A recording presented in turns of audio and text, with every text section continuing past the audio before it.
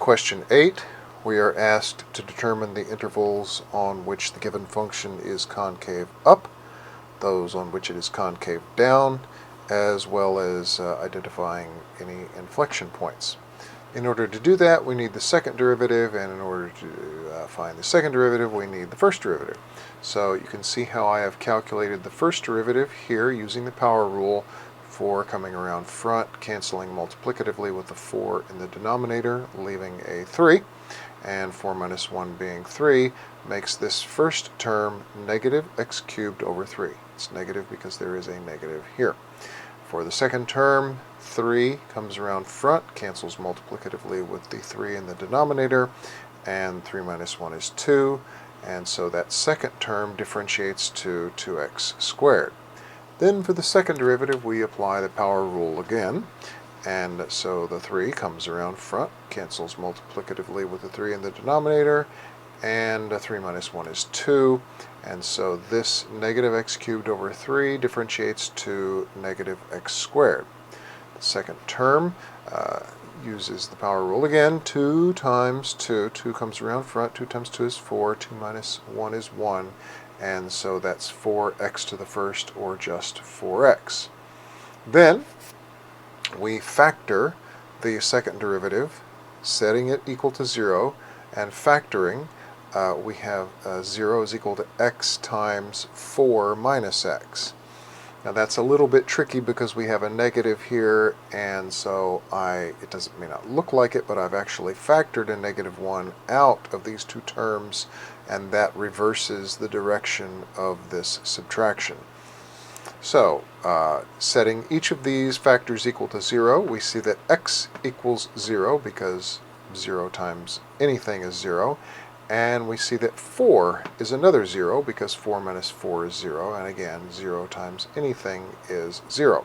So both of these values of x, 0 and 4, make the second derivative 0, and so those will be the critical values, the critical numbers that we will use, and we will mark those on our number line here. And then we want to test any value, any x value, on this interval from negative infinity to 0, and from this interval from 0 to 4, and from this interval from 4 to positive infinity. So in this interval we choose negative 1. That seems like the simplest value to choose. And in the second derivative, wherever we've got an x, we put a set of parentheses, and in those parentheses we substitute in this case, the negative 1. And so negative 1 squared is 1, but there's a negative here, so this term is, when evaluated at negative 1, is negative 1. And here we have another set of parentheses because we have another x, so we put a negative 1 in there. 4 times negative 1 is negative 4. And so negative 1 minus 4 is negative 5. So the second derivative is negative at x equals negative 1, and that means that on the entire interval, from negative infinity all the way up to 0, but not including 0, the second derivative is negative. Then, in this interval, 1 is the simplest choice for evaluation, and once again, we have an x, so we put a set of parentheses, we have an x, so we put a set of parentheses, and inside those parentheses we substitute the value positive 1. Well, positive 1 squared is 1, we have a negative there, so that's negative 1. 4 times 1 is positive 4, and we add negative 1 to positive 4, we have positive 3. And so since that value is positive, we have a positive second derivative, a value for the second derivative at x equals 1. The second derivative is positive on this entire interval from 0 to 4, but not including 0 and not including 4. Finally, on this interval, 5 seems like a very easy choice. We could have chosen any number beyond 4, but 5 was what I chose. And so I put 5 in these parentheses, have an x, have some parentheses, put 5 in these parentheses. 5 squared is 25. Put the negative out front, makes it negative 25. And then we have an x here, so we put parentheses here again and substitute in the 5, and 4 times 5 is 20. Positive 20 plus negative 25 is negative 5. So, as with this first interval, the last interval from 4 to infinity, on that interval from 4 to infinity, the second derivative is negative. Negative on the entire interval. Now, because the second derivative is negative on the intervals negative infinity to 0, but not including 0, and 4 to positive infinity, but not including 4, that means that the original function is concave down on those intervals. So from negative infinity to 0 with parentheses, not square brackets, parentheses at each end, united with 4 to positive infinity, again with parentheses as opposed to brackets, because none of these values is included. At 0, the second derivative is 0. At 4, the second derivative is 0, and so that means it is neither concave up nor concave down at those points. Now, as I said before, the second derivative then is negative on these two intervals, and that means it's concave down there. Negative and down should be easy to equate, so to speak. Now, because the second derivative is positive from 0 to 4, again, not including 0, not including 4, the original function is concave up on that interval. So that's the answer to the first part, intervals of concavity. Now we move on to the inflection points. And because the second derivative changes sign at 0 and at 4, we will have inflection points there. And we just want to calculate the value of the function, or the y value there, to determine the other coordinate of that point. So in the original function, because we are looking for points on the graph of the original function, we substitute a 0 in. We substitute a 0 in to x to the fourth. So we have an x, we put a set of parentheses. In those parentheses, we substitute in a 0. 0 to the fourth is 0. And negative or positive, 0 divided by anything is 0. In this term, we have an x here, so we put a set of parentheses and substitute in a 0. 0 cubed is 0, and 2 times 0 is 0, divided by 3 is 0. So the value of the function at 0 is 0. So the first inflection point is x is 0, y is f of 0, so that's 0, 0. That's our first inflection point. Now the second inflection point occurs at x equals 4. So we evaluate the function at 4, and once again we have an x, so we put a set of parentheses, and here we have another set of parentheses for that x, and 4 to the fourth is 256, but there is a 4 in the 12 that divides out of the 256, leaving 64, and in the denominator 3. So the first term simplifies to negative 64 over 3. It's negative because this negative is still there.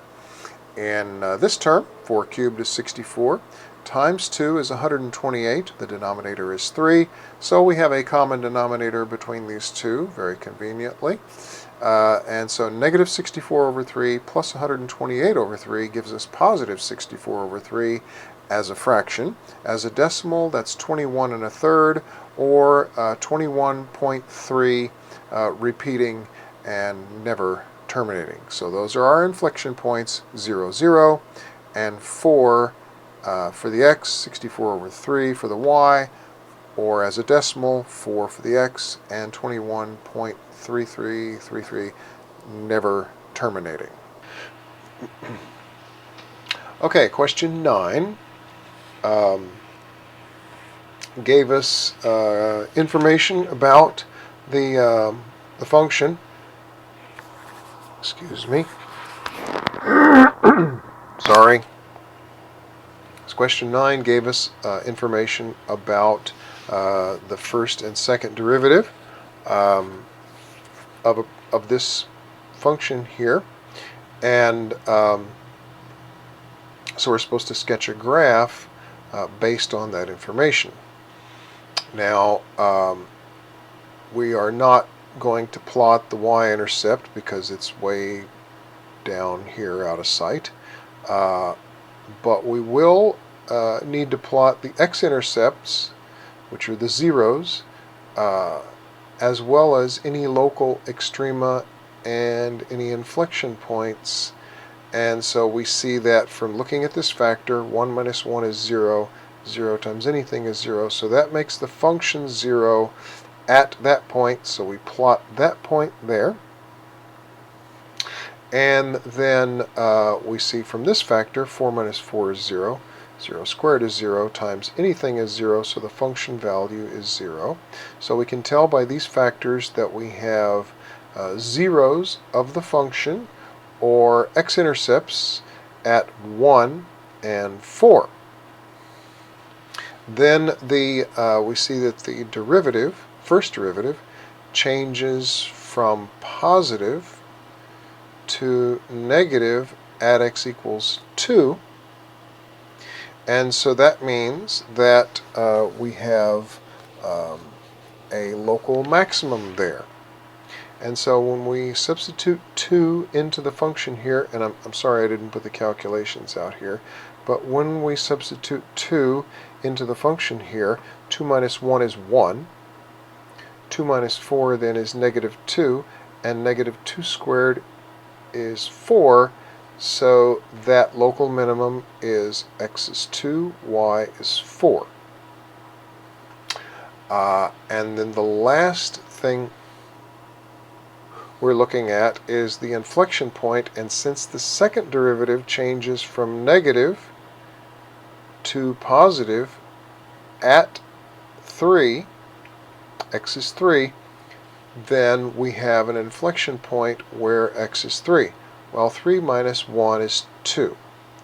3 minus 4 is negative 1. Negative 1 squared is 1, and so that's 1 times 2. So our inflection point is 3, 2. Now we know that the first derivative is positive from negative infinity to 2. So that means that the function is increasing, it's climbing from negative infinity to 2. And it makes sense because here's our local maximum. Then the function is, or the first derivative is negative from 2 to 4. So that means the function is decreasing from 2 to 4. And so we sketch the curve here and down through the inflection point and then down to the 0, the intercept at 4. And then yes, did I mention since the first derivative is positive from 4 to infinity, then the function climbs from, it increases from 4 to infinity. At 4 to infinity, that direction. And then here, at this point, the concavity changes. That is kind of hard to see, but we see that the function is concave down here, and the function's concave up here, and that's the spot where that concavity changes. So we have a nice graph here, especially since it's computer generated.